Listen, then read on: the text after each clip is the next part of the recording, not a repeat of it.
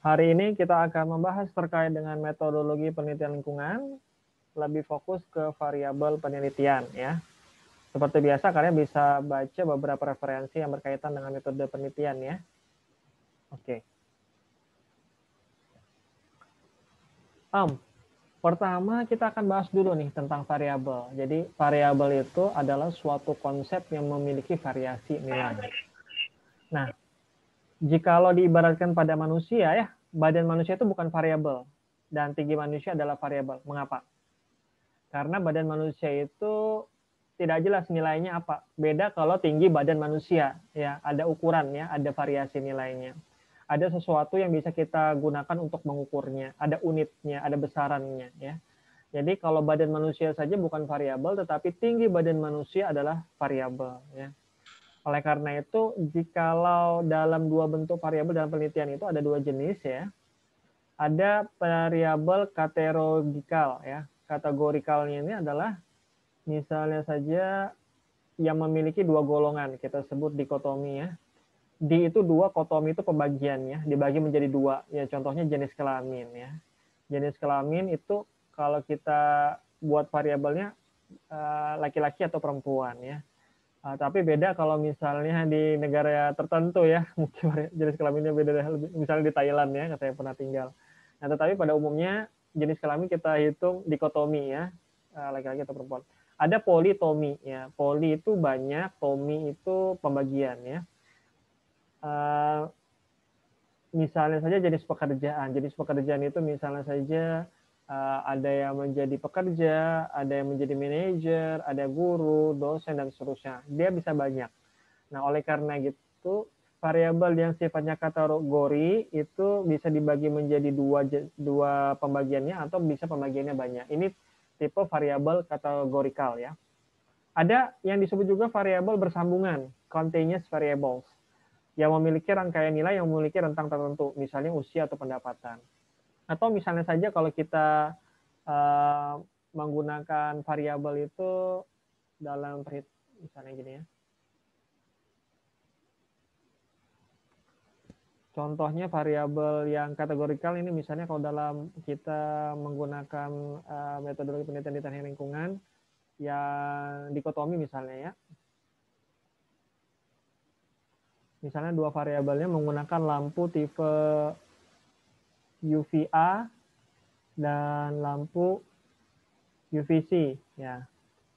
Sedangkan kalau misalnya yang politomi bisa banyak ya, lebih dari dua ya. Misalnya saja parameternya berdasarkan ukuran berdasarkan apa ya misalnya? Berdasarkan warna ya. Warnanya lampu itu ada lampu yang warnanya putih, kuning, hijau dan seterusnya ya. Kalau warna itu dalam ukuran, maka dia perlu dengan ukuran wavelength biasanya ya, ukuran panjang gelombang. Jadi putih, kuning, dan hijau itu bisa diukur dengan panjang gelombang tertentu. Lampu pun bisa diukur dengan panjang gelombang tertentu ya, lampu. Berapa UVA, UVC, dan warna. Nah, kalau panjang gelombang cahaya itu bisa dengan alat namanya, kalau pakai intensitas cahaya itu lux meter. Kalau dia ukurannya itu misalnya saja pengaruhnya terhadap iodin ya. Jadi iodin itu ketika dipaparkan cahaya nanti dia akan berubah warna. Nah, itu nanti diukur. Nah, itu bisa juga. Itu dengan cara dua cara ya. Kalau kita mau mengukur terkait dengan intensitas cahaya ya, bisa lux meter ya atau pakai iodin ya. Nah, kalau politomi misalnya saja ukuran cahaya warna itu putih, kuning, dan hijau. Itu berdasarkan panjang gelombang. Nah, panjang gelombang itu namanya absorbansi menggunakan alat namanya spektrofotometri. Spektrofotometri ya. Di lab kita ada ya, di lab teknologi lingkungan ada. Nah, ini untuk warna. Jadi setiap warna itu memiliki panjang gelombang tertentu yang optimal ya. Misalnya saja kalau berwarna oranye ya, kita menggunakan metil oren misalnya, itu pada panjang gelombang 464 nanometer. Nah, itu dia panjang gelombangnya. Nah, ada juga yang variabelnya bersambungan, ya, continuous, ya, misalnya usia, pendapatan, dan seterusnya. Contohnya kalau kita di teknik lingkungan, misalnya pakai rentang waktu, ya, misalnya waktu, ya. Misalnya anggap aja 4 ya, 0 sampai 10 menit ya. Lalu 11 sampai 20 menit. 21 sampai 30, 31 sampai 40 menit ya perlakuannya. Nah, nanti keluar hasilnya gitu ya. Misalnya terkait dengan konsentrasi dari polutannya. C0, C1, C2, C3. Nah, ini konsentrasinya. Nah, jadi ini adalah dua jenis variabel dalam penelitian. Ada yang sebutnya kategori, berdasarkan kategori, ada yang berdasarkan rentang tertentu ya, continuous variables ya, ada nilai pada rentang tertentu. Nah, kalau ditinjau dari kuantifikasinya, kalau kuantifikasi itu jumlah variabel diklasifikasikan pada yang pertama variabel nominal didasarkan atas proses penggolongan bersifat diskrit, mutuali eksklusif. Misalnya jenis kelamin, jenis mata pencaharian, agama. Jadi berapa banyak yang jenis kelaminnya laki-laki ya, kalau misalnya jenis kelaminnya laki-laki di sebuah kecamatan ya, jumlahnya berapa. Kalau yang perempuan berapa gitu ya. Nah, ini variabelnya ya. Kalau variabelnya juga bisa dibuat rentang, misalnya yang usianya jenis kelamin dan usianya 0 sampai anak-anak itu kan balita 0 sampai 5 ya. Lalu di atas 5 tahun 6 sampai 12, 18 gitu ya. Anak-anak dan remaja. Lalu 19 ke atas dan seterusnya, itu bisa ya. Itu variabel yang sifatnya nominal ya, berdasarkan diskrit ya. Ada jenis kelamin, jenis mata pencaharian, dan agama. Ada yang variabel ordinal ya, berdasarkan jenjang dengan dalam atribut tertentu, misalnya ranking kelulusan, kejuaraan, dan seterusnya ya. Juara 1 berapa, juara 2 berapa, juara 3 berapa nilainya gitu ya. Misalnya nilai buat paper gitu ya, berapa juara 1, juara 2. Variabel interval, terdapat satuan unit pengukuran yang sama, misalnya prestasi belajar ataupun penghasilan. Misalnya kalau yang penghasilan ya, berapa penghasilannya yang di bawah 5 juta ya. Lalu 5 sampai 10 juta ya. Ada intervalnya dan seterusnya ya. Dengan unit yang sama, unitnya itu misalnya saja dalam bentuk rupiah ya. Berapa rupiah gitu kan ya. Rupiahnya itu 5 juta ya, di bawah 5 juta dan seterusnya. Oke. Unitnya sama. Oke, nanti berapa orangnya bisa tahu. Ada variabel rasio mempunyai nol mutlak ya. Misalnya rasio itu rasio perbandingan ya. Rasio itu kan perbandingan. Misalnya contoh rasio itu 10%, 20%, 30% etanol ya, ETOH. Ini 20% etanol, ini 30% etanol. Nah, apakah ada efek terhadap reaksinya? Nah, itu dia bisa. Ini variabelnya ya, contohnya ya. Jadi kalau rasio itu dia ada nol mutlaknya ya. Kalau 10% ini berarti dibandingkan dengan air ya. Ya, berarti kalau 10%, 10%-nya etanol, 90%-nya air. Begitu pula yang lainnya ya, 20% etanol, 80% air. Ini variabel nominal, ordinal, interval, dan variabel rasio. Lalu jenis-jenis hubungan antar variabel ya. Ada hubungan antar variabel itu yang disebut sebagai hubungan simetris apabila variabel yang satu tidak disebabkan atau dipengaruhi yang lainnya ya. Misalnya contoh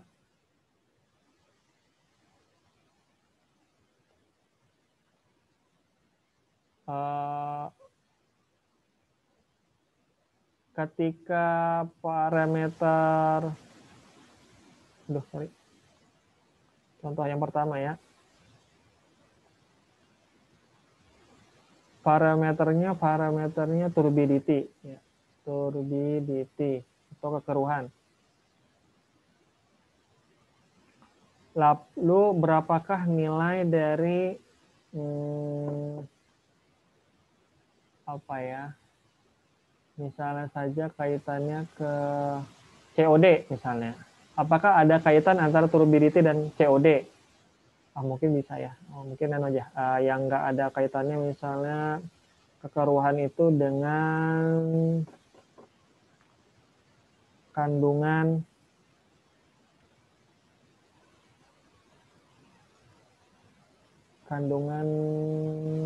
apa ya contohnya ya? Kandungan biasanya kita cari nilai pH misalnya ya. Contohnya nilai pH. Nilai pH ya.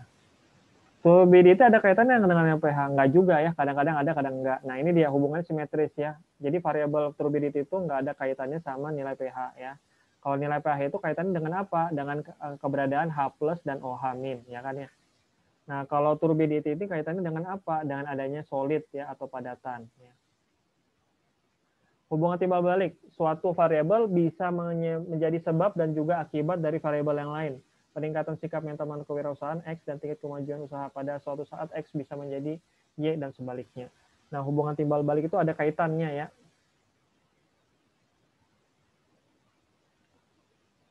Variabel sikap mental kewirausahaan tingkat kemajuan usaha ya. Jadi misalnya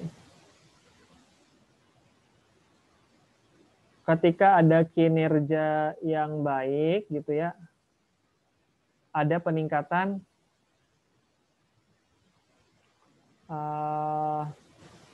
keuntungan perusahaan ya. Kalau kinerja yang baik ada kaitan sama peningkatan kinerja perusahaan. Tetapi kadang-kadang juga tidak ada kaitannya gitu. Nah ternyata ada faktor yang lain. Misalnya faktor yang luar itu adalah kalau kita belajar bisnis kan ada faktor company, kompetitor, lalu ada faktor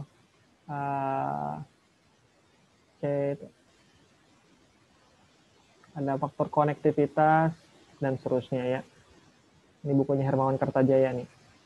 Nah, jadi kadang-kadang ada kaitannya, kadang-kadang tidak. Kalau asimetris, hubungan antar dua variabel yaitu variabel independen, pengaruh bebas terhadap variabel dependen.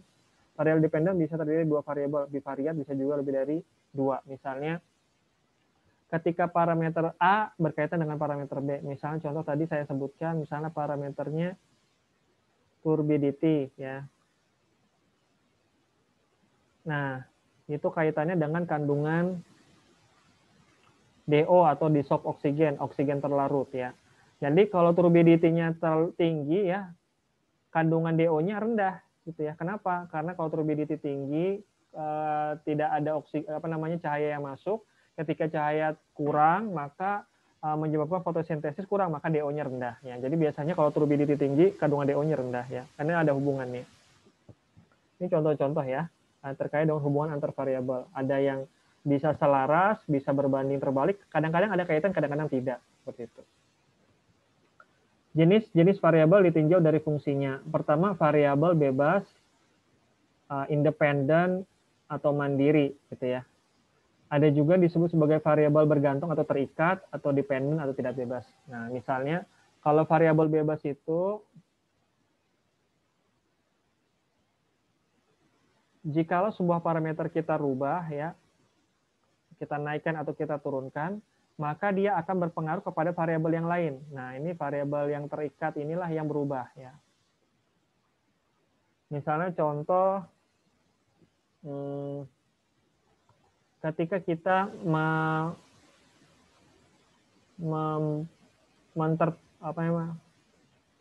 meningkatkan volume pasir kuarsa pada filtrasi. Ya. Jadi misalnya kita punya filtrasi 3 tank ya misalnya. Satunya ini 10 10 cm ya ketebalannya. Yang kedua 20. Yang ketiga 30 cm ya. Kira-kira ini kalau ketebalannya ini kan variabel bebasnya yang kita rubah-rubah ya. Variabel bebas itu adalah variabel yang kita rubah-rubah. Nah, maka dia akan mempengaruhi variabel lain. Ketika kita masukkan air yang ingin kita olah dari sungai, misal saja dengan kandungan turbidity-nya 10 NTU ya. 10 turbidity unit ya, 10 NTU. Ini juga masuk 10 NTU. Nah, maka ketika kita lewatkan kepada perbedaan ketebalan, maka hasilnya juga berbeda kan? Ya. Kalau difiltrasi, teorinya itu adalah semakin tebal, ya, semakin tebal, maka semakin banyak yang terfilter kan ya, maka kualitas akan semakin naik ya, kualitas kekeruhannya, kualitas turbidity-nya akan membaik ya. Dalam artian semakin cerah ya. Jadi yang 10-nya 10 NTU, kalau ini mungkin keluarannya anggap saja jadi 10 ini jadi 8. Kalau ini jadi 5, ini kalau jadi 2 NTU ya. Hasil keluarannya. Karena semakin tebal dari filter maka semakin baik. Kalau difiltrasi juga selain semakin tebal itu adalah ukuran pori-pori. Nah, pori-pori filter ya. Mungkin kita nggak pakai ketebalan filter, tapi menggunakan kertas saring yang berbeda. Misalnya kertas saringnya itu ada 3 jenis gitu ya. Misalnya, contohnya kertas saring yang pertama, kedua, dan ketiga. Kertas saring yang pertama ukurannya 0, anggap aja ya 1 mikron misalnya, 1 mikron.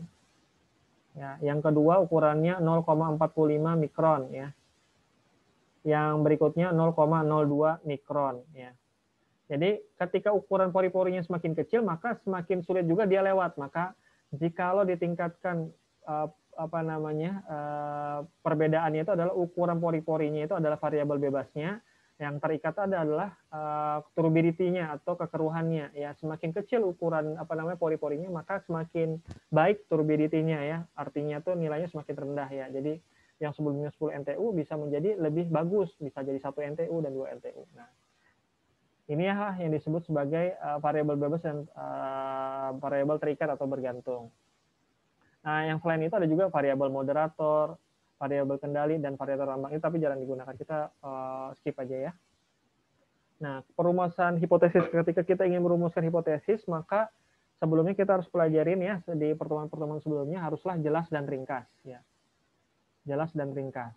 Yang kedua, menyatakan hubungan dua variabel. Nah, jadi kita harus sudah memperkirakan ketika kita ingin melakukan sebuah penelitian ya, variabel apa saja yang ingin kita uji ya, variabel terikatnya. Variabel bebasnya apa dan variabel terikatnya apa. Nah, seperti ini ya. Kalau misalnya kita memvariasikan di 3 variabel bebas ya, maka kualitas apa yang semakin baik? Nah, atau semakin turun. Itu dia. Jadi harus menyatakan hubungan antar dua variabel ya. Yang berikutnya adalah menjelaskan variabel dan terminologi operasional terukur. Maksudnya jelas angkanya ya, harus ada unit, besaran dan unitnya ya, besaran dan unitnya ya. Misalnya saja ukurannya variabel bebasnya itu adalah ukuran dari pori-porinya tadi kan. Besarannya 0,45, unitnya mikron, UM gitu. Jadi harus ada ukuran yang jelas ya. Makanya kalau di batasan masalah ya, maka kita biasanya menyebutkan parameternya. Misalnya parameter yang akan kita uji, parameter airnya apa saja. Sebutkan 1, 2, 3. Lalu misalnya saja variabel bebasnya menggunakan ukuran pori-pori kertas saring. Ukurannya berapa saja, disebutkan 1, 2, 3. Nah, dengan demikian maka kita tidak kemana-mana penelitian kita. Nah, dari situ ketika kita membuat itu dengan jelas dan ringkas, menyatakan dua variabel dan menjelaskan variabel dalam terminologi operasional terukur, maka kita bisa membuat hipotesis yang baik. Nah, ini tadi ya yang saya jelaskan ya, ketika kita ingin melakukan penelitian, maka variabel-variabel itu pertama harus kita identifikasi, yang kedua kita klasifikasi, baru kita melakukan pemberian variabel tersebut ya. Identifikasi dulu ya, apa variabel-variabel yang ingin kita uji gitu.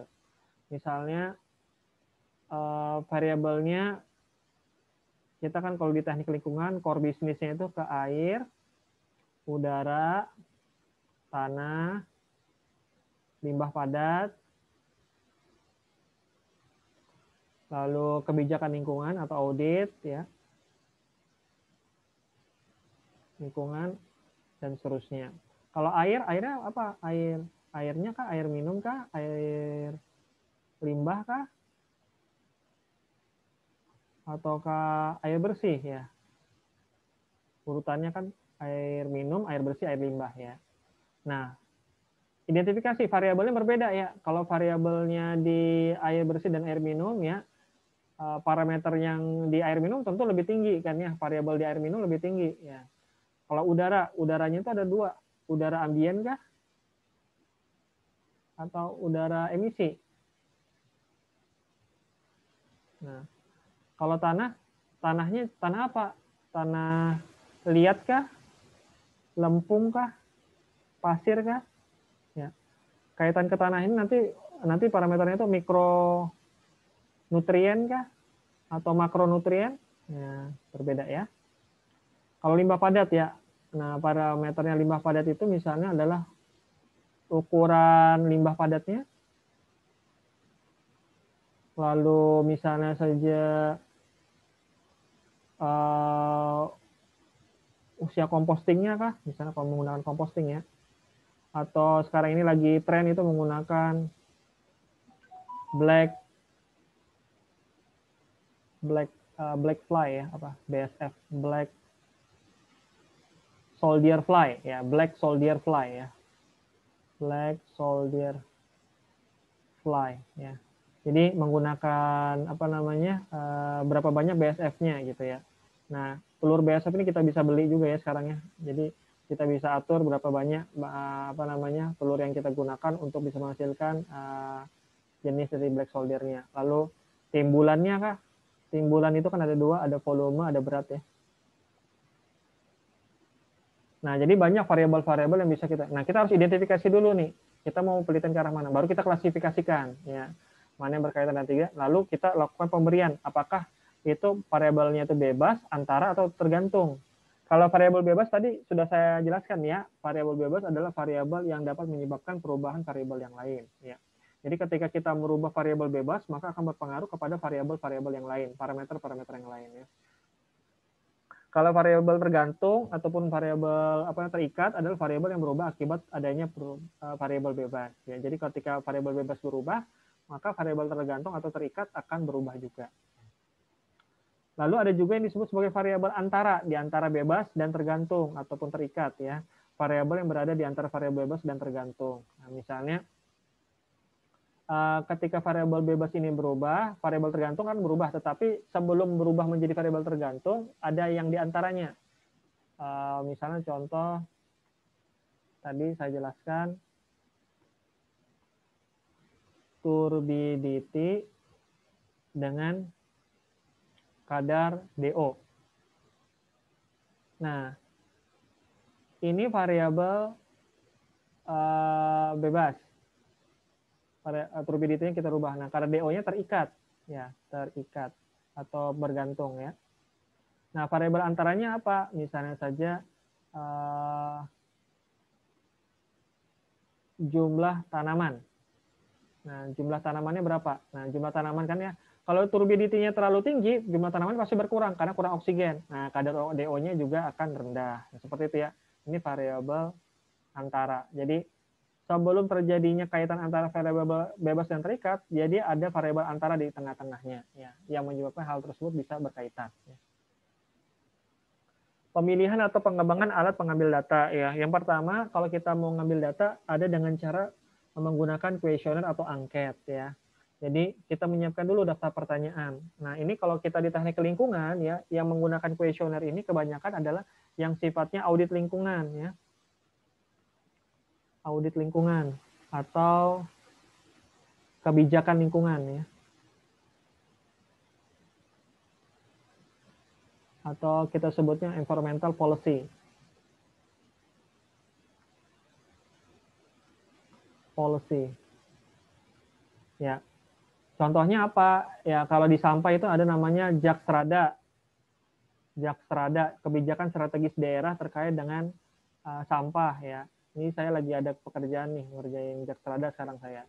Nah, kalau Jakstrada itu kan intinya adalah pengurangan dan penanganan sampah ya. Masih ingat ya? Dulu kita belajar limbah padat ya. Kalau Jakstrada itu amanat nasional dari kebijakan strategis nasional, kita harus mengurangi sampah 30% pada tahun 2025. Ya, setiap kabupaten kota harus tercapai ini. Kalau enggak dia nggak dapat adipura. Pengurangan sampah 30% ya pengurangan. Jadi berapa produksi sampahnya yang berhasil dikurangkan 30%. Ada juga penanganan sampah. Kalau penanganan sampah itu 70% penanganan ya. Nah, kalau penanganan sampah ini mulai dari timbulan, lalu ke TPS, baru ke TPST ya, atau TPS 3R bahasanya kita ya, 3R, baru terakhir ke TPA ya kan ya. Gitu kan ya, kalau kita ngolah sampah kan timbulan itu di rumah-rumah, ada volume, ada beratnya. Baru ke tempat pembuangan sampah sementara, baru dibawa ke TPST, tempat pembuangan sampah terpadu atau tempat pembuangan sampah 3R, reuse, reduce, recycle. Terakhir masuk ke TPA, tempat pembuangan akhir ya kan ya. Nah, datanya apa saja nih kalau perlu data-data tentang Jakstrada? Nah, maka kita perlu kuesioner. Kuesionernya terkait dengan datanya itu misalnya tanya ke DLH, Dinas Lingkungan Hidup ya. Berapa sih data pengurangan sampah yang sudah dilakukan selama ini pengurangan sampah ya. Perlu tanya ke BPS ya. BPS itu tanya berapa jumlah penduduk. Jumlah penduduk ya. Ini pakai kuesioner nih datanya. Kita tanya pertanyaan. Lalu apa saja kebijakan-kebijakan lingkungan terkait dengan pengurangan sampah? Tanya ke DLH dan seterusnya. Nah, kita bisa menyiapkan daftar pertanyaan, baru kita ketika ke dinas tersebut, kita sudah mengajukan pertanyaan-pertanyaan tersebut ya. Jadi mereka bisa mengisinya.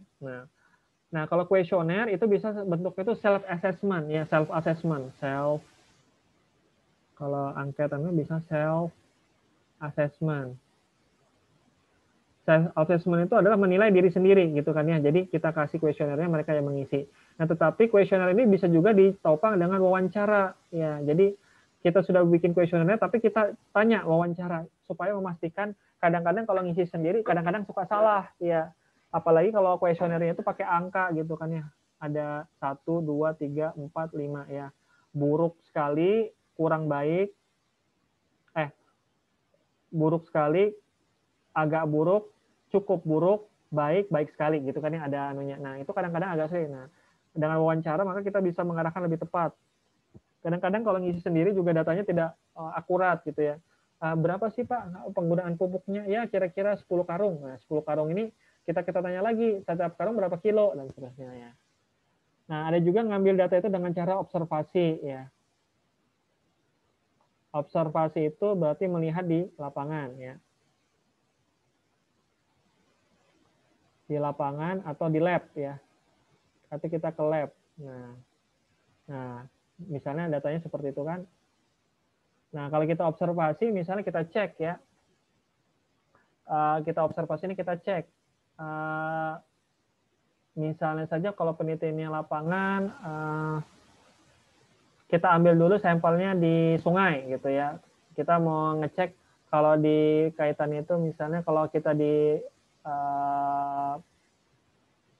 apa namanya indeks kualitas lingkungan hidup ya, IKLH, kan ada IKLH ya, indeks kualitas lingkungan hidup ya, itu jadi setiap kabupaten kota itu dicek nih IKLH-nya.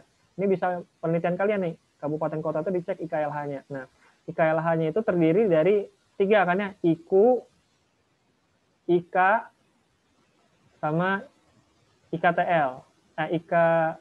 IKTL ya. IKU itu indeks kualitas udara. Yang IK indeks kualitas air. IKTL indeks kualitas tutupan lahan. Ya, jadi udara, air, tutupan lahan. Kalau udara dia ngecek udara ambien. Kalau IK itu dia ngecek kualitas sungai. IKTL itu adalah berapa perubahan lahan dan seterusnya, tutupan lahan. Ya. Nah, kita bisa melakukan observasi. Jadi kita ke lapangan cari datanya. Ya.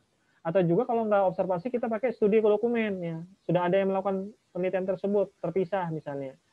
Nah, lalu kita studi dokumennya, kita minta dokumennya tadi. Nah, baru kita analisis ya. Nah, kalau misalnya kuesioner angket, kita harus menyiapkan kuesioner dan angket. Ya, kita harus ada ketemu sama respondennya. Wawancara juga kita harus membuat pedoman wawancaranya dan sumber datanya dari responden. Kalau observasi, kita harus melihat bendanya kalau di lab atau kondisi di lapangannya. Kalau studi dokumen, kita harus dapatkan dokumennya. Nah, dengan demikian maka kita bisa mendapatkan data yang kita inginkan, ya. Nah, kalau ini kita menyusun rancangan penelitian, ya. Jadi kalau di bab 3, ya, di bab 3, sorry. Nah, ada alur penelitian. Nah, alur penelitian itu ada simbol-simbolnya, ya. Kalau dia tanda panah itu flow direction symbol, itu arahnya, menunjukkan arahnya mulai dari start menuju finish, ya.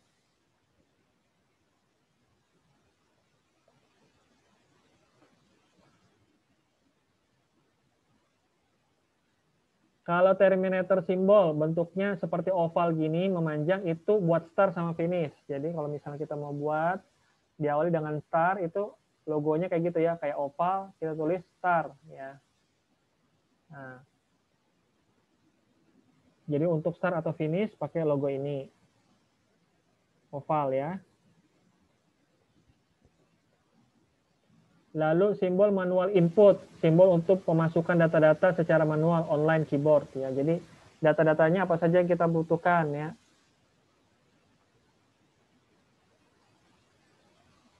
Nah, misalnya kalau start, nah data yang kita butuhkan apa nih? Nah, itu dia. Bentuknya adalah jajar genjang, ya. Jajar genjang, trapesium, sorry. Trapesium. Kalau simbolnya segi 6, itu adalah simbol preparation, simbol untuk mempersiapkan penyimpanan yang akan digunakan sebagai tempat pengolahan di dalam storage, ya. Jadi kalau di dalamnya tersebut misalnya ada sample preparation, ya, persiapan sampel gitu ya sebelum diuji. Nah, bentuknya adalah segi 6. Persiapan sampel, ya, kalau di alurnya, ya. Konektor simbol, bentuknya lingkaran, yaitu simbol untuk keluar masuk atau penyambungan proses dalam lembaran atau halaman yang sama, ya. Jadi misalnya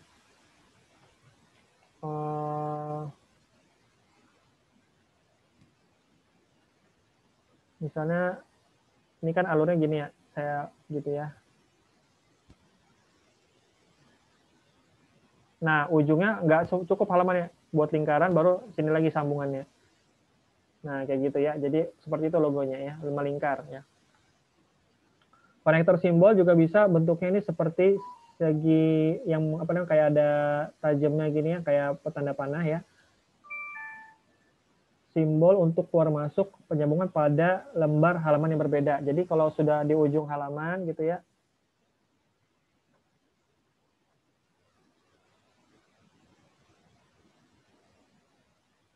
atau bentuknya ke bawah gitu ya, mengalir ke bawah gitu.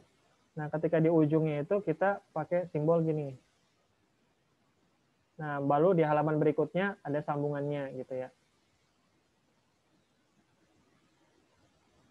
Ada simbol predefined proses, simbol untuk melaksanakan suatu bagian. Ya, bagian-bagiannya apa saja. Simbol display, simbol yang menyatakan peralatan output yang digunakan, yaitu layar, plotter, printer, dan seterusnya. Ini alat-alatnya apa saja kita tambahkan di sini. Processing simbol, simbol yang menunjukkan pengolahan dilakukan oleh komputer. Nah, jadi kalau kita prosesnya dalam bentuk kotak. Simbol disk atau online storage, simbol yang menyatakan input yang berasal dari disk atau disimpan ke dalam disk, ya. Kalau misalnya menggunakan komputer, data, nah datanya, misalnya kalau kita penelitian tentang RT/RW, ruang terbuka, kalau di LH itu RDTR ya, ruang rancangan detail tata ruang ya.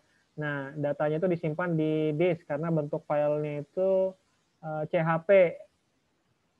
CHP. SHP. Kalau di disk SHP. Nah, jadi bentuknya seperti ini filenya. Simbol manual operation, simbol yang menunjukkan pengolahan yang tidak dilakukan oleh komputer. Jadi kalau kita melakukan proses pengolahan, diolah datanya bentuknya seperti ini. simbol magnetic tape unit, simbol yang menyatakan input berasal dari pita magnetik atau output disimpan pada pita magnetik. Kalau zaman dulu kan pakai pita ya, pakai apa istilahnya tuh, kaset ya, zaman dulu kaset dan sebagainya. Simbol decision, simbol pemilihan proses berdasarkan kondisi yang ada. Simbol punch card, simbol yang menyatakan bahwa input berasal dari kartu atau output ditulis ke kartu. Sorry. Simbol input output, simbol yang menyatakan proses input dan output tanpa tergantung pada dengan jenis peralatan. Simbol dokumen, simbol yang menyatakan input berasal dari dokumen dalam bentuk kertas atau output atau dicetak ke kertas. Nah, ini kalau kita membuat alur penelitian, maka kita harus memperhatikan simbol-simbol ini ya. Nah, ketika kita ingin mengambil sampel ya, kalau sudah tahu nih kita nih datanya, variabelnya itu variabel bebasnya apa, variabel terikatnya apa. Nah, ketika kita mengambil sampel, upayakan harus mewakili dari lapangan ya, represent the real condition ya. Misalnya kalau kita ini ada bentang sungai gitu ya, potongan A-nya sungai. Nah, kalau kita ngambil sampel sungai di mana? Nah, kalau mewakili, misalnya harus mewakili, kalau cuma satu kali ngambil sampelnya pastikan di tengah-tengah sini ya. Nah, kalau mau baiknya di 3 titik ya. Atau juga berdasarkan perbedaan ketinggian, kedalaman maksud saya. Nah, jadi titik-titik penentuan sampel juga harus mewakili. Jadi kalau misalnya wawancaranya itu laki-laki dan perempuan, jumlah laki-lakinya berapa, perempuannya berapa, misalnya 100 laki-laki, 100 perempuan, nah kita ngambil sampelnya berapa untuk mewakili, misalnya 10-10 ya, karena berdasarkan 10 kecamatan ataupun 10 kelurahan. Nah, kira-kira seperti itu. Jadi harus mewakili. Jadi kita harus mengambil sampel itu memastikan bahwa itu mewakili kondisi yang aslinya. Jangan sampai ngambil sampel cuma sekali, terus randomnya tuh nggak jelas. Misalnya di sungai, ngambilnya di ujung sini gitu ya. Ternyata pengadukan utama itu biasanya di sini. Kalau kita ngambil sampel dari bak tank pengolahan juga pastikan sudah teraduk sempurna gitu ya. Kita ngambil di tengah-tengah. Nah, dari situ kita bisa jadi kalau misalnya masang selang gitu ya, ngambil sampelnya juga pastikan juga ini mewakili gitu ya. Nah, lalu data itu kita kumpulkan, kita olah dan kita analisa ya. Jadi data itu harus kita olah berdasarkan teori-teori yang ada, lalu penelitian-penelitian sebelumnya yang sudah kita kumpulkan, kita olah, kita analisa apa kaitan-kaitan antar variabel-variabelnya. Mungkin itu ya penjelasan saya terkait variabel penelitian pada kesempatan kali ini. Silakan jika ada yang mau ditanyakan atau didiskusikan, silakan. Ketika kita mau nanti buat bab 3 ya, bab 3 nanti kita tentukan misalnya penelitian tentang apa gitu ya. Penelitian ini tentang ekoenzim misalnya. Ekoenzim itu variabel bebas sama variabel terikatnya apa ya. Dari situ nanti kita bisa buat diagram alirnya. Lalu misalnya kalau kita penelitian tentang udara emisi misalnya, udara emisinya itu mau kita sedot dengan menggunakan tanaman gitu ya. Mana tanaman yang terbaik untuk menyedot emisi kendaraan bermotor. Nah, jadi kita harus tentukan dulu variabel bebas terikatnya apa dan seterusnya. Lalu kita buat diagram alirnya seperti itu ya. Jadi mudah-mudahan dengan segini kita udah kebayang kalau kita mau buat bab 3 kira-kira variabel bebas dan terikatnya apa ya. Nah, dari situ kita bisa lebih nyaman untuk melakukan penelitian. Jadi dari start sampai finish sudah ketahuan. Silakan kalau ada yang mau ditanyakan. Tina, izin karena jaringan tidak stabil. Oke. Izin bertanya, Pak. Boleh, siapa nih? Aulia, silakan Aulia. Pak, kan saya ini ngambil judul metopen ini perbandingan efisiensi PAC sama tawas. Nah itu Pak, saya itu maksudkan di akhirnya itu saya dapat perbandingan harga. Gitu Pak. Terus? Terus gimana? Terus saya, kalau di pikiran saya variabel terikat sama variabel bebasnya itu dosis PAC sama tawasnya. Terus variabel terikatnya itu kadar besi dari air baku air tanah. Nah itu bisa kah Pak? Jadi harganya itu nggak masuk di variabel gitu kan Pak? Saya bingung nyambungkan variabel saya ini ke harga saya. Gimana tadi? Saya konfirmasi dulu ya. Aulia mau melakukan penelitian dari air tanah gitu ya. Yo. Air tanah kata tadi. Perbandingan efisiensi PAC dan tawas pada penurunan kadar Fe di air tanah ini. Kemudian saya itu Pak akhirnya itu mau memberikan perbandingan harga dari penggunaan PAC sama tawas. Bandingan harga. Kenapa mau ngecek harganya?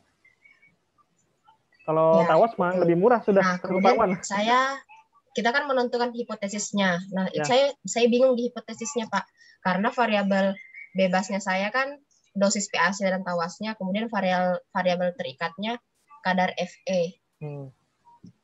Jadi kalau menentukan hipotesisnya itu gimana Pak? Oke. Jadi yang mau di treatment itu adalah air tanah kan tadi ya? Ya. Ya Aulia. Dengar. Maaf, Pak. Halo, dengar suara saya? Ya, sudah Pak. Oke, yang mau di treatment ini kan air tanah ya nih ya tadi ya? Iya Pak. Air tanahnya dari mana nih? Dari sumur bor atau apa? Dari sumur bor. Ya, sumur bor ya. Nah, setelah mendapatkan data bahwa ternyata kadar besinya tinggi, ya Aulia mau treatment kadar besinya tersebut supaya bisa turun gitu ya, menggunakan PAC dan tawas ya. Ya Pak. Nah, secara umum PAC itu lebih mahal ya, orang udah tahu lebih mahal. Lebih mahal PAC ya, kalau tawas ini murah ya. Ya. Nah, tetapi yang mau diangkat itu perbandingan harga, maksudnya apa?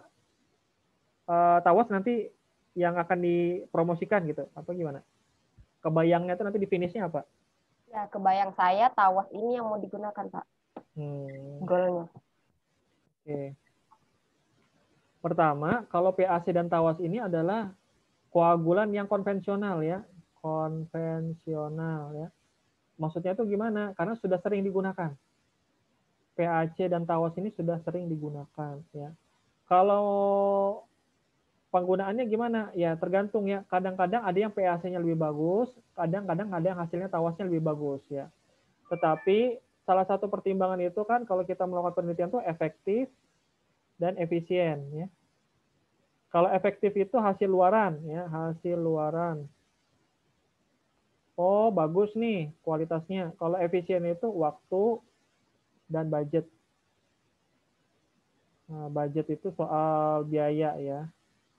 Nah, jadi kalau secara umum udah ketahuan ini tawas itu pasti lebih baik, lebih murah ya, dosisnya juga hasilnya kurang lebih. Kecuali PAC ini biasanya kalau airnya agak berlumpur biasanya.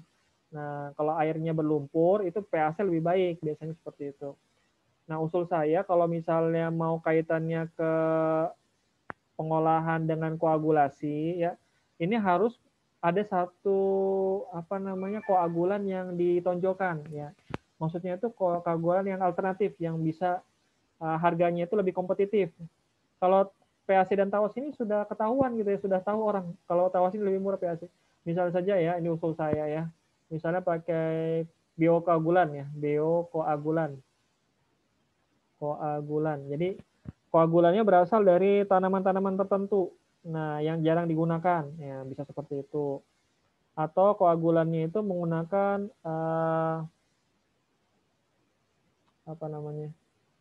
bahasanya itu ya, menggunakan elektrokoagulan ya, elektrokoagulan. Nah, kalau elektrokoagulan itu menggunakan arus listrik ya. Jadi kan prinsipnya koagulan itu kan memberikan muatan ya. Ini misalnya air ya, ada kekeruhannya gitu ya, atau kandungan apanya gitu koloidnya.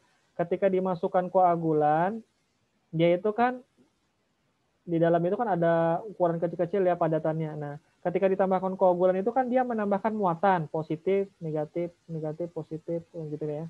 Nah, jadi kalau muatannya sesuai, maksudnya itu berbeda ya, jumlahnya cukup, dia akan melekat kan, dan akhirnya terbentuklah makroflok ya. Dan akhirnya bisa settle down, bisa tersedimentasi. Nah, kalau pakai elektrokoagulan itu nanti kita bisa pakai perbandingan arus listrik. arus listriknya kita variasikan berapa voltasenya. Apakah 5 watt, 10 watt, 15 watt. Dan dia ini cenderung lebih murah kan karena pakai listrik gitu. Jadi kalau mau perbandingan harga ya cari yang kira-kira itu lebih kompetitif gitu ya. Kalau PAC dan Tawas orang udah tahu Tawas itu lebih murah, udah ketahuan tuh. Nanti yang bingung itu ada kalau PAC-nya lebih bagus. Itu repot itu nanti hasilnya. Kenapa kok malah PAC yang lebih bagus? Padahal PAC lebih mahal gitu. Hasilnya lebih bagus PAC, tapi Tawas lebih murah. Nanti yang bingung itu kayak gitu tuh. PAC-nya hasilnya lebih bagus, Tawas lebih jelek gitu ya, tapi Tawas lebih murah harganya. Nah, mana yang dipilih gitu kan? Ini akan kesulitan kita kalau teorinya gitu. Nah, tapi kalau misalnya dengan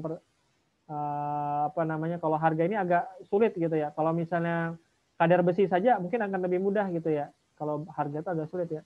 Kalau kadar besi itu bisa lebih terukur gitu ya. Soalnya kalau PAC-nya lebih bagus, kita bisa milih PAC. Kalau Tawas lebih bagus, kita bisa milih Tawas. Kalau bisa milih koagulan kita pilih. Tapi kalau harga itu bingung kalau misalnya salah satu lebih baik, tetapi harganya lebih mahal. Nah, itu dia masalah itu ya. Itu agak sulit nanti kita membuat kesimpulan. Jadi itu usulan saya ya. Jadi kalau misalnya buat gini yang kira-kira bisa sinergis gitu aja. Jadi misalnya minimal kan 2 atau 3 parameter ya, selain kadar besi, misalnya besi mangan gitu ya, mangan dan turbidity atau kekeruhan ya, ataupun TSS, itu bisa kayak gitu. Jadi 3 variabel nih, menggunakan beberapa koagulan. Nah, jadi beberapa koagulan dengan konsentrasi yang sama, nah lalu kita uji kadar besi, kadar Mg, dan kadar kekeruhan atau TSS-nya. Mungkin gitu kalau usaha saya sih, Aulia. Baik, Pak. Terima kasih banyak, Pak. Ya, sama-sama. Ada lagi silahkan kalau ada yang mau ditanyakan. Pak, saya mau bertanya, Pak. Boleh, Aldi. Silakan, Di. Kebetulan saya kan ambil itu, Pak, tentang biokoagulan. Ya. Nah, itu saya variabel bebasnya itu dosis sama partikel, ukuran partikelnya biokoagulan tersebut. Sama variabel terikatnya itu TSS dan BOD di limbah domestik. Itu kira-kira bisa nggak, Pak? Biokoagulan. Variabelnya apa tadi? Variabel bebasnya itu dosis sama ukuran partikel, Pak. Ukuran partikel apa nih? Ukuran partikel biokoagulan yang sudah dibuat, Pak. Oke. Nanti kayak misalnya 100 mesh, 150 mesh, 200 mesh gitu. Oke. Terus kalau terikat? BOD sama TSS. Oke, kita uji dulu ya. Pertama, asumsinya apa nih? Pada dosis tertentu dia optimal gitu ya. Berarti nanti memvariasikan dosis berarti ya. Benar, Pak. Ya.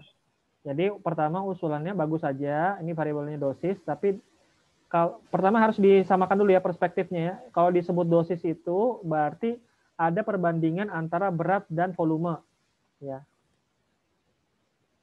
Kadang-kadang ada yang sebut dosis, ada kadang-kadang konsentrasi. Ya, kurang lebih aja. Kalau dosis ini biasanya obat, kalau konsentrasi ini misalnya berapa koagulan itu biasanya pakai kata konsentrasi biasanya lebih banyak. Kalau dosis itu biasanya obat ya. Berapa dosisnya berdasarkan berat badan, nah gitu ya, dosis itu. Nah, biasanya kita menggunakan lebih umum itu konsentrasi.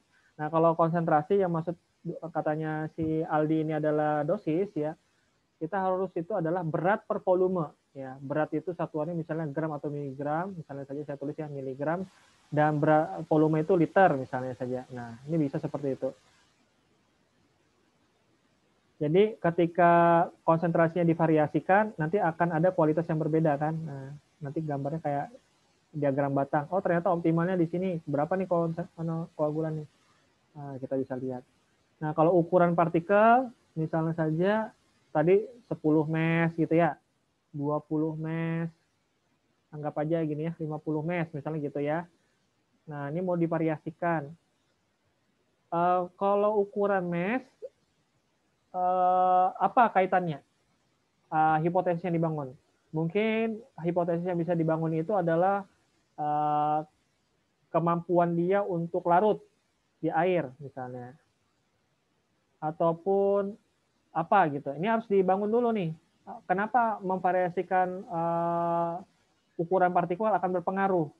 Beda kalau dia itu adalah adsorpsi, ya, adsorpsi, ya.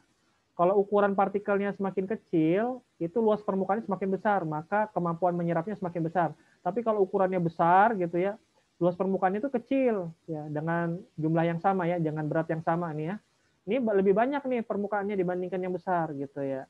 Nah, maka ini penyerapannya lebih besar. Nah, harus disusun dulu nih ukuran partikel ini kaitannya ke apa? Kalau adsorpsi mungkin bisa masuk ya.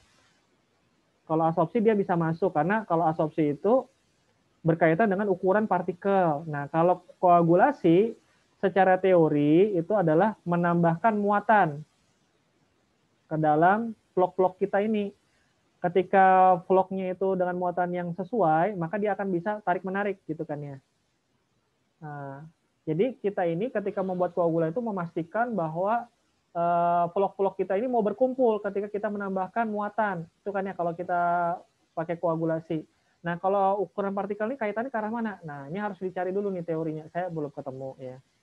Berikutnya adalah terikatnya BOD dan TSS. Kalau TSS ya jelas ya, karena kalau koagulasi itu mengatasin apa? Mengatasin koloid ya. Koloid yang sulit untuk tersuspensi. Nah, koloidnya ini adalah koloid yang sifatnya anorganik. Yang anorganik itu apa? Kayak pasir-pasir dan seterusnya ya. Pokoknya padatan tanah lah, sorry, bukan pasir ya, tanah. Koloid ya, bentuk koloid. Kalau koloid itu kan antara campuran dan larutan yang disebut koloid. Dia sulit untuk mengendap. Nah, jadi ketika dikasih koagulasi dia mendestabilisasi sehingga dia bisa berikatan dan akhirnya mengendap. Nah, kalau BOD itu Aldi itu adalah parameter organik. Ya, kenapa BOD tinggi itu biasanya karena kebutuhan biological oxygen demand kan, kebutuhan oksigen biologi untuk memperbaiki. Jadi dia nanti DO di hari ke-0 dan DO hari ke-5 itu nanti perbandingannya berapa? Nah, itulah BOD kan. Nah, jadi kalau yang sifatnya organik kayak gini, biasanya kita treatmentnya itu dengan menggunakan mikroorganisme. Nah, kalau Aldi menganggap bahwa dengan menambahkan koagulan BOD itu bisa turun, itu sebabnya apa? Itu harus dicari. Nah, kalau saya belum ketemu di sini. Jadi, yang saya cenderung masih bisa itu konsentrasi atau dosis tadi kaitannya ke TSS. Kalau yang ukuran MES, itu teorinya tuh ukuran MES itu biasanya adalah ke adsorpsi. Ya, adsorpsi ukurannya lebih kecil lebih baik. Nah, kalau ukuran MES ini apa kaitan? Apakah kelarutan air ataukah ternyata ketika ukurannya kecil itu lebih mudah untuk memberikan muatan? Nah, itu harus dicari teorinya ya.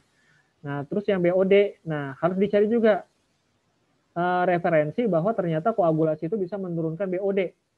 Nah, sepengetahuan saya kalau BOD itu diturunkannya dengan cara biological treatment, misalnya pakai lumpur aktif dengan trickling filter ataupun dengan satu lagi RBC ya, rotating biological contactor ya. Jadi seperti itu ya Aldi, kalau masukan dari saya, Aldi harus cari referensi terkait kaitan antara ukuran MES dengan pengaruhnya pada koagulasi. Yang kedua, apakah BOD itu bisa diatasin dengan koagulasi? Itu harus dicari. Nah, mungkin demikian ya. Baik Pak, makasih Pak. Oke. Ada lagi?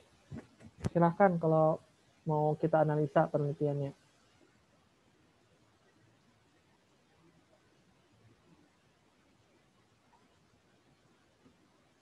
Ada lagi ya? Nggak usah malu atuh, ya biasa saja. Kayaknya udah yakin gitu ya. Pokoknya awal semester 8 langsung daftar gitu ya. Kalau daftar tuh langsung saya iyakan aja tuh. Ya, penelitian tentang apa? Ini. Karena sekarang di teknik lingkungan kita bagi rata ya. Dosen pembimbing kita bagi rata ya. Bagi rata saja sesuai dengan bidang keilmuannya. Jadi kalau rencananya saya nanti mau mengumpulkan data dari dosen-dosen itu penelitian ke arah mana. Jadi siapa tahu kalian juga tertarik ataupun kesesuaian dengan penelitian kalian ya. Ada yang mau ditanyakan silakan.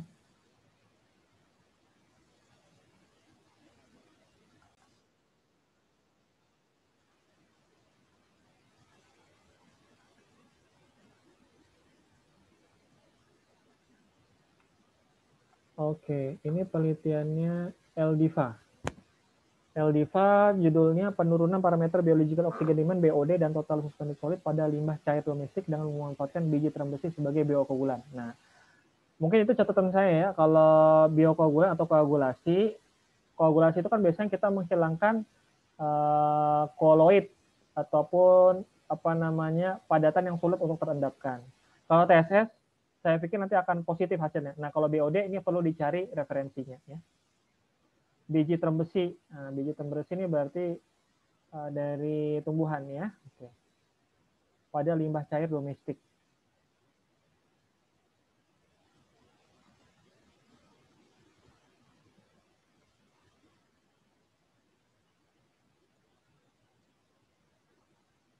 Oke, limbah cair domestiknya nanti perlu diketahui dulu berapa kadar BOD dan TSS awalnya ya. Kadar BOD dan TSS awalnya. Lalu divariasikan dosisnya atau konsentrasinya ya, gram per liter. Ini udah benar. Oke. Variasi ukuran partikel biokoagulan ada 150, 215, dan 250. Ini kurang lebih sama ya tadi ya, sama kayak punyanya Aldi ya. Jangan sampai sama ya anunya, terlalu banyak yang samanya, harus dicari perbedaan-perbedaannya ya. Penelitian menggunakan metode jar test yang secara benar. Mungkin bukan jar test metodenya ya. Kalau jar test itu nama alat ya. Kalau ini lebih tepatnya adalah batch ya, sistem batch. Ya, metodenya adalah batch treatment ya, batch menggunakan sistem batch. Dia tidak mengalir, tidak ada air masuk dan tidak ada air keluar ya. Jadi masukkan sampelnya baru diambil hasilnya setelah menit ke berapa nih? Waktunya. Setelah 20 menit serta pengendapan selama 60 menit ya, diambil sampelnya. Nah, itu bisa seperti itu ya. Jadi metodenya ini lebih tepat adalah batch test ya, bukan jar test. Kalau jar test itu nama alat ya. Alat jar test ya.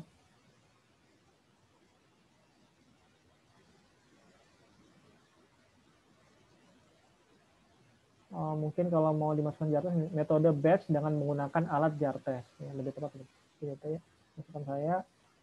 Oke. Limbah cair. Apa dimaksud dengan limbah cair? Limbah domestik. Jenis limbah domestik. Karakteristik limbah domestik. Ini ada BOD, TSS, pengolahan air limbah, koagulasi.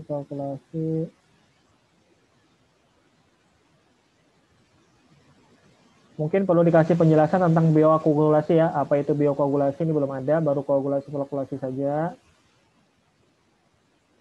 Jar test ya, jar test sama alatnya. Oh, ini sudah ada, sorry. Biokoagulan. Terembesi. Oke, morfologi. Oke. Kandungan di dalam biji koagulan. Oke, sudah ada penjelasan ya terkait bagaimana caranya dia bisa menjadi koagulasi ya. Oke. Lanjut Sherinda. Sherinda fitur remediasi logam berat CR pada limbah cair tekstil dengan menggunakan tanaman melatih air. Fitur remediasi untuk menghilangkan logam berat ya, fitur remediasi. Oke. Bab 1. Langsung ke batasan masalah. Air limbah tekstil yang digunakan sebagai sampel berasal dari industri rumah tangga Tenun, Samarinda, di Jalan Pangeran Bendahara, Kampung Tenun. Penelitian ini memvariasikan konsentrasi jumlah tekstil.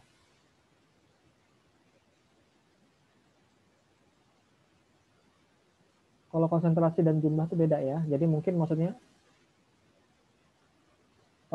memvariasikan itu mem atau men ya? Memvariasikan.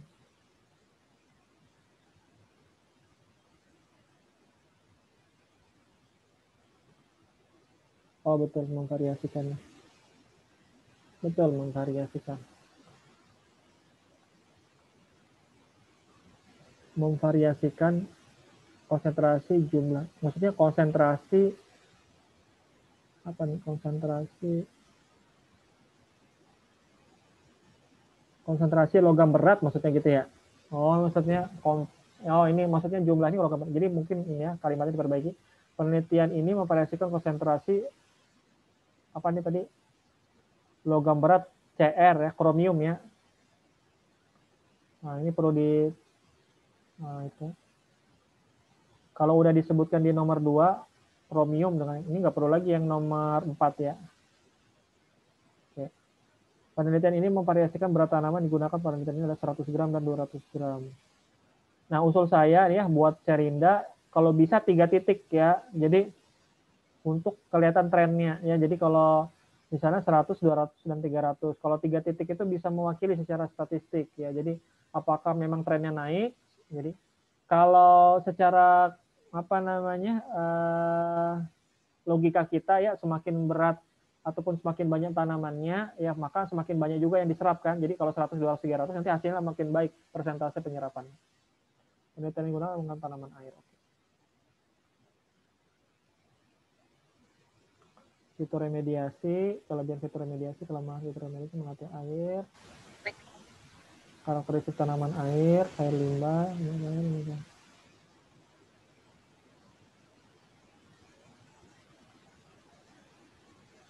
logam berat Cr, sifat apa nih? Ini nggak berurutan nih, 2.5, di bawahnya 2.41 ya, sifat 242. Oke, mungkin itu aja ya. Terima kasih. Oke. Ada pertanyaan? Kalau nggak ada, saya cukupkan. Cukup ya? Oke, terima kasih atas waktu dan kesempatannya. Sekarang silahkan coba dikerjakan di bab 3-nya ya. Bab 3-nya. Dengan demikian mudah-mudahan dari hari ini kita bisa dapat gambaran bagaimana menentukan variabel, bagaimana hubungan antar variabel, dan nanti akhirnya bisa menentukan tahapan-tahapan ataupun alur penelitian dari start menuju finish. Mungkin demikian ya. Terima kasih atas waktu dan kesempatannya. Terima kasih. Wassalamualaikum warahmatullahi wabarakatuh. Pak, ingin tanya Pak. Oh, mau nanya ke Ken? Oke Ken, silakan Ken. Ya Pak, bab 3-nya tadi isinya variabel ya Pak ya? Untuk bab 3-nya. Iya, kalau bab 3 itu kan pertama alat dan bahan, biasanya gitu ya. Kan pertama itu kan judulnya bab 3 itu kan metodologi penelitian. Kalau metodologi penelitian itu kan kita harus menyebutkan alat dan bahan. Lalu apa saja yang mau kita kerjakan, metodologi penelitiannya itu apa, kita sebutkan tahapan-tahapannya. Kalau bikin absorpsi, bikin absorben, tahapan-tahapan buat absorben dan seterusnya. Kalau fitoremediasi, bagaimana menyiapkan tanamannya, bagaimana aklimatisasinya. Nah, itu disebutkan di situ. Alat, bahan, dan proses persiapan sampel ataupun cara ngambil data dan interpretasi data kayak gitu. Itu yang biasanya disebutkan di bab 3 ya. Bab 3 jangan lupa ditambah juga sedikit nanti di ujung adalah kalau di proposal tambahan adalah timeline ya. Timeline itu adalah waktu kegiatan penelitiannya. Misalnya tahapan A berapa lama, tahapan B berapa lama, dan akhirnya berapa lama selesai penelitiannya. Itu ya. Jadi alat, bahan, metode-metode ataupun penelitian apa saja yang dilakukan, dan terakhir adalah timeline atau waktunya. Itu yang kalau di bab 3. Itu kan. Oh ya baik Pak, terima kasih banyak Pak. Untuk deadline-nya kapan Pak? Seperti biasa Pak, minggu depan. Ini pertemuan keberapa? 6 ya? Iya Pak. Deadline-nya pertemuan ke-7 ya. Jadi bisa 2 pekan ya. Berarti minggu depan ya Pak ya? Oh ya, minggu depan ya. Sorry. Ya, minggu depan. Sorry. Minggu depannya 7 ya. Oke. Lalu untuk pertemuan ke-8 nanti kita UTS-nya bentuknya presentasi ya. Presentasi dari apa yang sudah kalian buat bab 1 sampai bab 3-nya ya.